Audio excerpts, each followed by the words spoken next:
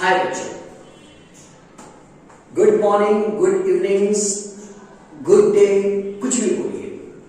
दिन तो अच्छा तब होगा जब आपकी लाइफ अच्छी बन जाए। और लाइफ अच्छी कब बनेगी? पढ़ने से। क्या पढ़ें, कैसे पढ़ें? तो आज का वीडियो इसी पे है। आज का वीडियो फोकस है उन बच्चों के लिए जो क्लास 10 का एग्जाम दे चुके हैं और आपने अपना लाइफ, अपना कैरियर एक इंजीनियर के रूप में, एक डॉक्टर के रूप में, एक साइंटिस्ट के रूप में या जिस भी रूप में आपने अपने आप को आने वाले कल में देखा है, उसके रास्ते बताने के लिए वीडियो हम बना रहे हैं। आइए हम समझते हैं इस वीडियो को पहले लेकर के कि हम कैसे क्या करें कि हमारा कैरियर सेफ हो। आज का फोकस मैं करूंगा कि क्लास 11th में जो हमारा फिजिक्स का कंटेंट है वो क्या है और कैसे हम पढ़ें और क्यों पढ़ें कि हम बेहतर हो। आइए पहले हम थोड़ा सा कोर्स के बारे में बात कर लेते हैं, एक सिलेबस का एक जल्दी में लुक व्यू देखते हैं, व्यू समझते हैं, फिर हम बात करेंगे कि क्यों और कैसे हमारे लिए क्या जरूरी है।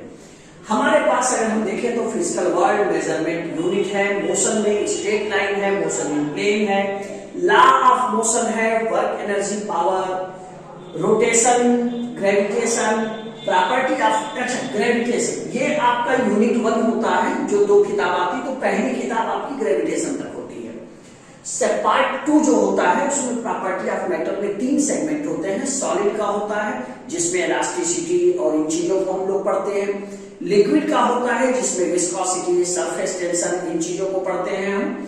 फिर आपका एक और सेक्शन प्रॉपर्टी ऑफ मैटर में है थर्मल का, यानी जहां हम कंडक्शन, कन्वेक्शन, रेडिएशन, इन चीजों के बारे में पढ़ते हैं। थर्मोडायनेमिक्स में मैं जरा सा मजेदार एक बात बता दूं, कई बार बच्चे समझ नहीं पाते कि डायनेमिक क्यों लगा है। देखिए, काइनेमेटिक्स का मतलब भी मोशन होता है, डायनेमिक का मतलब भी मोशन होता है, तो फिर डायनेमिक क्यों लगता है आप विचार करिएगा। अगले वीडियो में मैं इस पर बात करूंगा। फिलहाल हीट के फ्लो को हम यहाँ पढ़ते हैं, हीट और एनर्जी के रिलेशन को लेकर के हम यहाँ पढ़ते हैं। काइनेटिक थ्योरी ऑफ गैस, जिसमें डिफरेंट लॉ जो गैस के हैं वो पढ़ते हैं, गैस के प्रेशर के बारे में पढ़ते हैं, डिग्री ऑफ फ्रीडम के बारे में पढ़ते हैं, और जो ये बहुत इंपॉर्टेंट सेक्शन होता है। और फिर वेव और ऑसिलेशंस आते हैं जिनको हम पढ़ते हैं। हम अब ये जानना चाहेंगे कि जो क्लास 11th में हमारे बच्चे गए हैं उन्हें किताब कौन सी पढ़नी चाहिए। तो मैं आपको सजेस्ट करता हूं अच्छे कैरियर के लिए कि आप एनसीईआरटी की टेक्स्ट बुक, एनसीईआरटी के एग्जाम्पलर और एचसी वर्मा की किताब, ये 3 किताब अगर आपने पढ़ लिया है, क्रम मैंने लिखा है, पहले आप टेक्स्ट बुक को खूब अच्छे से पढ़िएगा। मैं ये इसलिए कह रहा हूं कि अभी आप लास्ट नीट का पेपर आप चेक करिएगा, उसके एग्जाम्पल टेक्स्ट बुक के सीधे नीट के क्वेश्चन पेपर में थे, यानी आपको इसको बहुत अच्छे से पढ़ना है। फिर अगर टेक्स्ट बुक अच्छे से प्रिपेयर हो जाए तो आप एग्जाम्पलर लगाइए और फिर एचसी वर्मा के क्वेश्चंस पर प्रैक्टिस कर लीजिए। चलिए अब हम और बात करते हैं।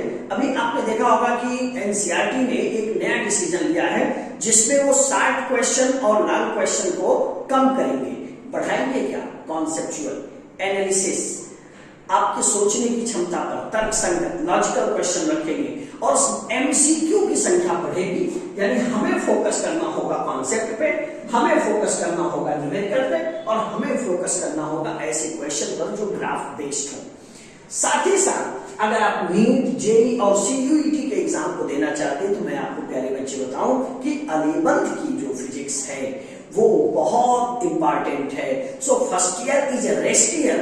अगर आपके मन में चल रहा है तो आप बहुत बड़ी गलती करने जा रहे हैं। तो मेरी आपसे, तो अगर आप चाहते हैं कि इन चीजों से आप जुड़े रहें और कैसे आप अच्छे नंबर पाए, कंपटीशन में कैसे आपका सिलेक्शन हो, तो आप इस चैनल को सब्सक्राइब कर ले, लाइक कर ले।